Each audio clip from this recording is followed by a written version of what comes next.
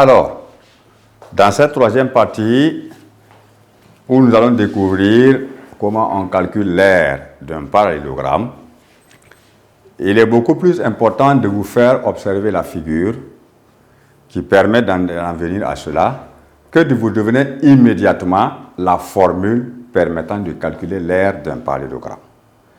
Alors, nous partons d'un parallélogramme comme on le dit.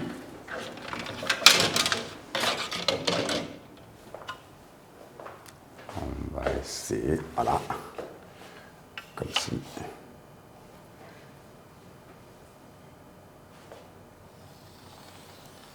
On est libre de la position du parallélogramme que l'on veut construire. Donc, là-dessus, s'il n'y a pas de dimension particulièrement donnée, vous faites construisez comme vous pouvez le construire. Voilà, par exemple, ici, 3 sommets à partir desquels nous allons dessiner un parallélogramme.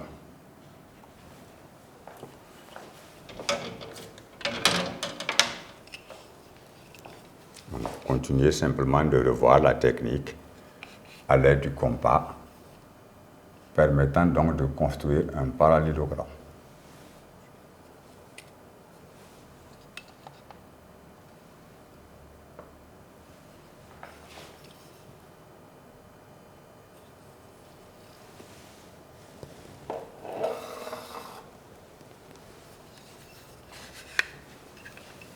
Alors, c'est toujours faisable. Qu'on sache qu'on prend la longueur des côtés l'un après l'autre afin de faire la construction demandée.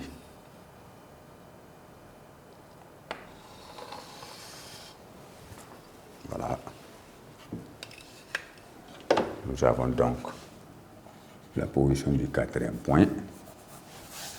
Alors, les axes de cercle ne sont pas toujours importants à être gardés dans la figure. Cependant, si vous ne les enlevez pas, ce n'est pas un problème.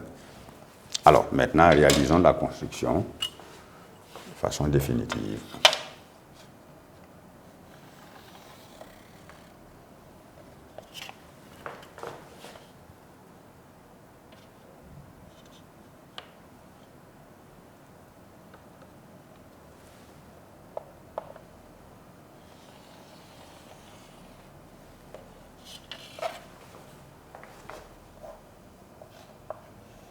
Voici donc le programme de construction qui s'achève. Nous avons donc un parallélogramme. Alors, ici, comment nous allons parvenir à découvrir le comment on calcule l'aire d'un tel parallélogramme à travers la formule. Ici, vous construisez la hauteur, on le verra bien entendu dans le chapitre suivant, issu donc du sommet A. Alors, cette construction se fait ainsi qu'il suit.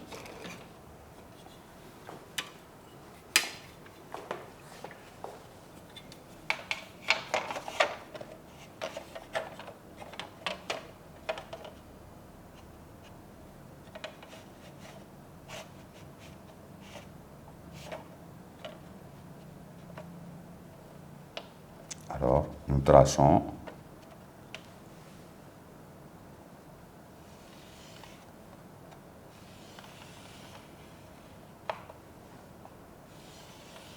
à partir du sommet A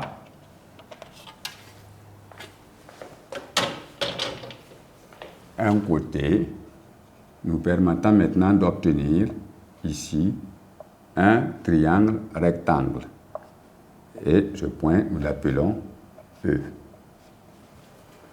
Nous allons voir que cette figure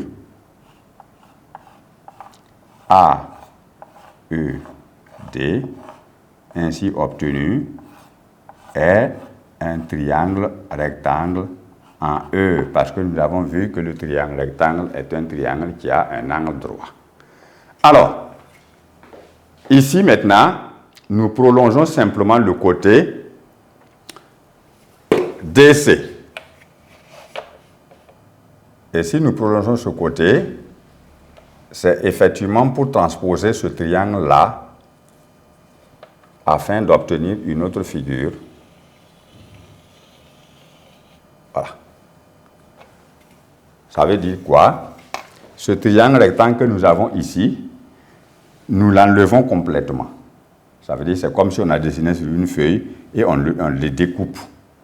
Et si on l'a découpé, on vient le coller ici, afin d'observer la naissance d'une autre figure. Donc, pour le faire, nous avons le côté DE qui nous intéresse.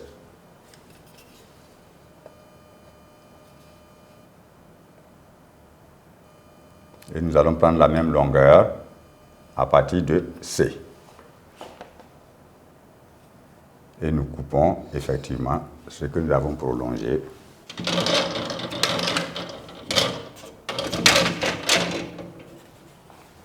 Nous obtenons donc un autre point. Et à travers ce point, nous avons aussi un autre triangle qui se greffe ici.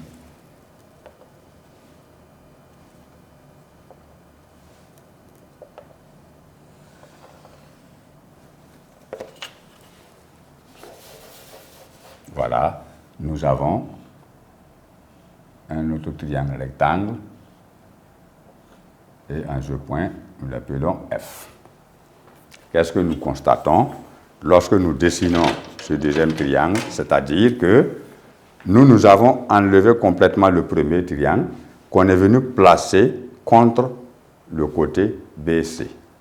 Alors, cela nous permet d'observer une autre figure en dehors du parallélogramme ABCD que nous avons. Nous avons maintenant ici le rectangle ABFE.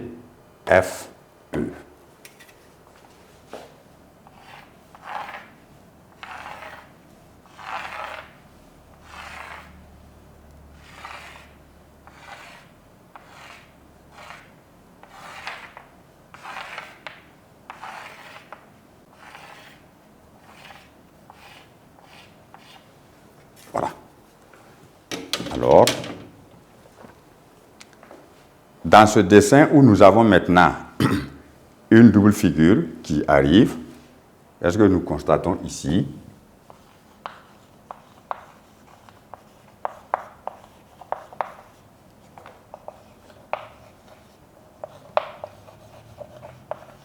l'aire du parallélogramme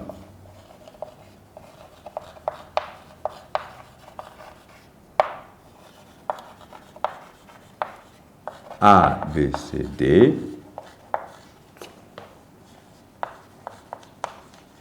est égal à l'aire du rectangle ABFE.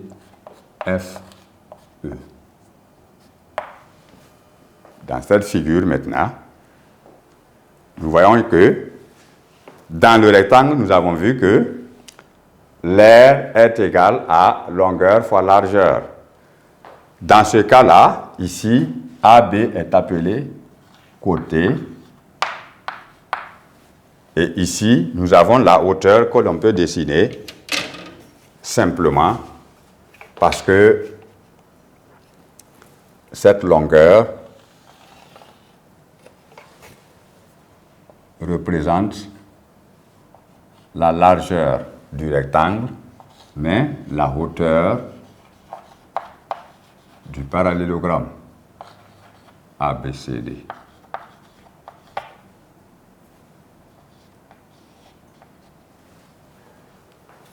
Et le côté AB que nous voyons ici est l'un des côtés du parallélogramme ABCD, mais qui est en même temps l'un des côtés du rectangle ABFE.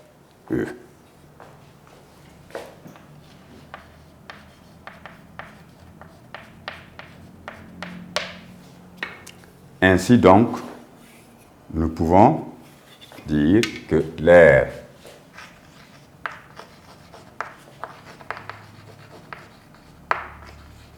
du parallélogramme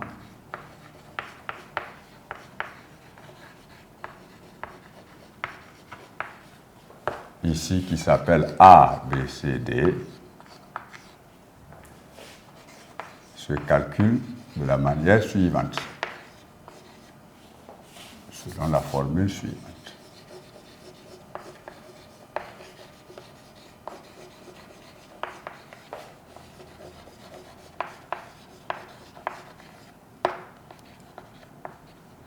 L'aire, nous l'appelons A,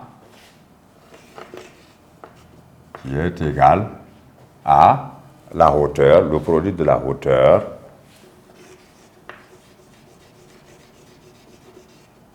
par le côté du rectangle utilisé. Alors, lorsque nous parlons de hauteur, il faudra que ici on puisse aussi parler de base, parce que la hauteur issue de A qui nous permet d'obtenir le triangle rectangle AED descend sur un côté du parallélogramme ABCD qui est le côté DC, et DC est appelé la base du parallélogramme. Or, le côté DC a la même longueur que le côté AB du rectangle. On peut donc dire que l'aire d'un parallélogramme est égal au produit de la hauteur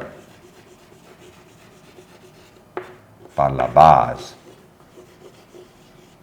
voilà, du parallélogramme, bien entendu, pas la peine de préciser, voilà. Donc la base maintenant, par définition, c'est quoi? C'est le côté sur lequel descend la hauteur issue d'un sommet. Et nous allons le voir effectivement dans de plus amples explications par rapport à un chapitre que nous allons aborder bientôt. Voilà. Donc, voici simplement ce que nous pouvons découvrir sur le parallélogramme. Dessin, présentation, les propriétés qui sont au nombre de 3, et enfin, la formule qui nous permet de calculer l'aire de n'importe quel parallélogramme. Donc, indépendamment des triangles que nous avons formés ici, on peut revenir sur un parallélogramme tout fait, mais savoir simplement que la longueur qui sépare les deux grands côtés opposés est appelée hauteur. Et donc, la formule se calcule ainsi. Base multipliée par hauteur, ou bien hauteur multipliée par côté. Voilà. Alors, ainsi s'achève le chapitre sur le parallélogramme. Comme je vous l'ai dit tantôt, il n'est pas long.